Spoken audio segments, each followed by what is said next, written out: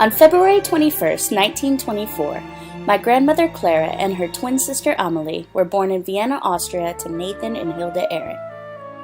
The Aarons owned a farm outside of Vienna that had been in the family for generations. The family business revolved around working various aspects of the farm and providing the locals with the fruits of the land, a profession that earned them respect amongst the community. The Aarons were a loving, tight-knit family, and the twins and their siblings spent their younger years going to school and helping the family around the farm. However, with Hitler's rise to power, the idyllic life that the twins had come to know would be forever altered. You see, Clara and her family were Jewish. When my grandmother was 9, Germany's rising leader, Adolf Hitler, established the Third Reich. Hitler's totalitarian and anti-Semitic policies were focused on creating a superior Aryan race. In particular, Hitler espoused that the world should be cleansed of Jewish people due to their inferiority. While unsettling, Hitler's rise to power did not have any immediate effects on my grandmother or her family. All that changed, however, during Kristallnacht. While Hitler's power had been mostly contained to Germany, the events that took place during November 9th and 10th, 1938, led to a new level of persecution. During these evenings, a series of coordinated attacks against Jews took place throughout Germany and Austria. Referred to as Kristallnacht, or the Night of the Broken Glass, these attacks littered the streets with broken glass from the windows of Jewish-owned businesses and synagogues. Following Kristallnacht, my grandmother and her family no longer felt safe in their own home. Many of the Aarons' friends who had property closer to the city center had stores vandalized. My grandmother's synagogue was burned to the ground. Perhaps most disturbing, however, was that a number of family friends were murdered while trying to defend their property. As a direct result of Kristallnacht, approximately 100 people were murdered and over 30,000 were sent to concentration camps. My grandmother, family, and friends were being persecuted for the sole fact that they were Jewish. Outrage was quickly replaced by fear as Hitler took control of Austria and began instituting a number of anti-Jewish laws. Soon after Kristallnacht, my grandmother was forced to wear a yellow Star of David, barred from attending school, and given a number of curfews.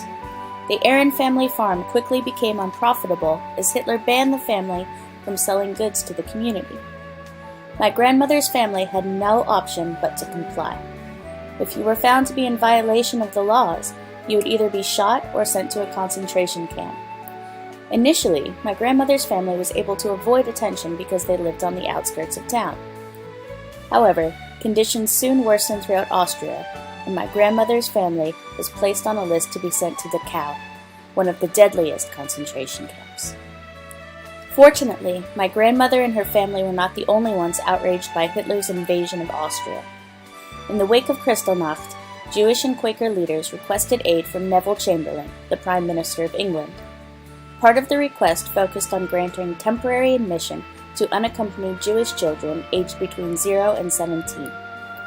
Each family was able to send one child to safety via what would become known as the Kindertransport rescue movement. After much negotiating, it was decided that as many children as possible would be sent from Nazi Germany, Austria, Poland, and Czechoslovakia to the relative safety of Great Britain. Once the Kindertransport movement was implemented, a local leader approached my great-grandmother to see which child she wanted to send out of Austria. She was told that only one child could be selected, which posed an impossible question. Which of her 4 children would she save? After much discussion amongst members of the family, it was decided that either my grandmother or her twin sister would be given the spot on the Kindertransport. However, my great-grandmother was not satisfied with only sending one child to safety. After much begging, pleading, and bribing, my great-grandmother was able to secure 2 spots on the Kindertransport, one for Clara and one for Amelie. At the young age of 14, my grandmother and her twin sister left Austria on the Kindertransport. It was the last time my grandmother and her sister would see her mother, father, brother, or sisters. The Kindertransport took the girls from Vienna to Holland via train, where they were then transported via ship to England. Once they arrived in England, my grandmother and her sister spent the remainder of the war residing in a flat on Elgin Crescent in the middle of London. Like all the other children on the Kindertransport, The girls knew nobody, and their worldly possessions consisted of a few items of clothing and photographs. Once the war concluded, my grandmother and her sister were granted passage to America, where both women married and had families. The Kindertransport most certainly saved my grandmother from a life of medical experimentation and death. During the Nazi regime, Hitler became fascinated with twins and their genetic makeup. At Auschwitz, one of the most notorious concentration camps, Hitler assigned Dr. Joseph Mengele as the head physician. Mengele would later become known as the Doctor of Death. Instead of becoming a victim of Mengele's twisted twin experiments, my grandmother remained safely in England until the end of the war. While the Kindertransport was instrumental in saving thousands of lives, the transports were cut short with the outbreak of World War II in 1939. My grandmother and her sister were two of fewer than 10,000 children who were saved by the Kindertransport. Sadly, the remainder of her family did not meet with such an end. Upon conclusion of World War II, my grandmother was informed that her entire family had been murdered in the Dachau and Buchenwald concentration camps, the concentration camps that the girls would have been sent to if not for the Kindertransport. Had the Kindertransport been unsuccessful in either conception or implementation, my grandmother and her sister would likely have been victims of Mengele's experiments. Not only would she have been unable to lead a happy life, but I would not be able to carry on her legacy.